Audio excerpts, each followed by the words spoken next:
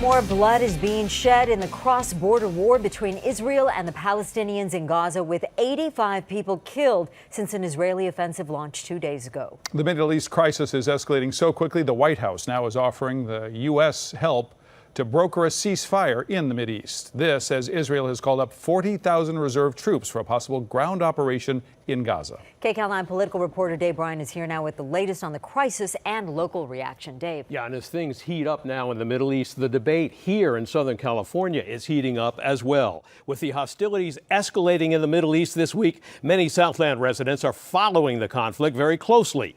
And as is always the case in these situations, there are two very different ways of looking at the clashes, reflecting the differences which the Israelis and Palestinians have as well. After dark, young Palestinians clashed with Israeli soldiers in the West Bank town of Bethlehem. The Palestinians threw rocks, while Israeli forces answered with tear gas near Rachel's tomb, a Jewish holy site. Southland resident Amani Barakat, who's a national representative of the Palestine Right to Return coalition, says the Israelis are clearly the aggressors. Why do they expect Palestinians not to answer to their aggression? What is that? I mean, this is so unfair. The conflict is very, very unfair. You have a colonizer oppressor, and you have colonized oppressed. And the way I see it, they want us to die peacefully, or we can resist, and my people choose to resist. In Jerusalem, Iron Dome missiles intercepted more Gaza rockets. Residents had felt safe in Jerusalem, being so far from Gaza, but not anymore. In an interview, the deputy Israeli consul general in L.A., Uri Resnick, told me Israel's responding to a massive military assault on its civilians. You know, this is an unacceptable situation. No state, if you can imagine, we're here in Southern California. Can you imagine Southern California being bombarded by hundreds? And it's now, since 2005, since Hamas took over Gaza, over 9,000 missiles landing. It's just an unconscionable situation. No government, no civilized society could tolerate this. In fact, more than 100 rockets were launched at residential areas in Israel during the last 24 hours.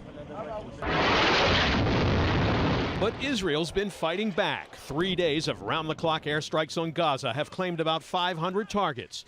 Israel says it's trying to limit civilian casualties, but hasn't been that successful. A family of 8 was killed in this home on Tuesday. The deputy consul general says Hamas is using civilians in Gaza as human shields by placing rockets in civilian homes and neighborhoods. It's really an absurd situation where you have a double war crime being carried out by Hamas. They're targeting deliberately Israeli civilians, and they're deliberately placing their own civilians in harm's way.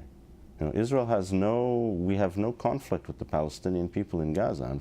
We keep hearing about that Israel is protecting itself with all the missiles that Hamas had fired. There's not one casualty of an Israeli person.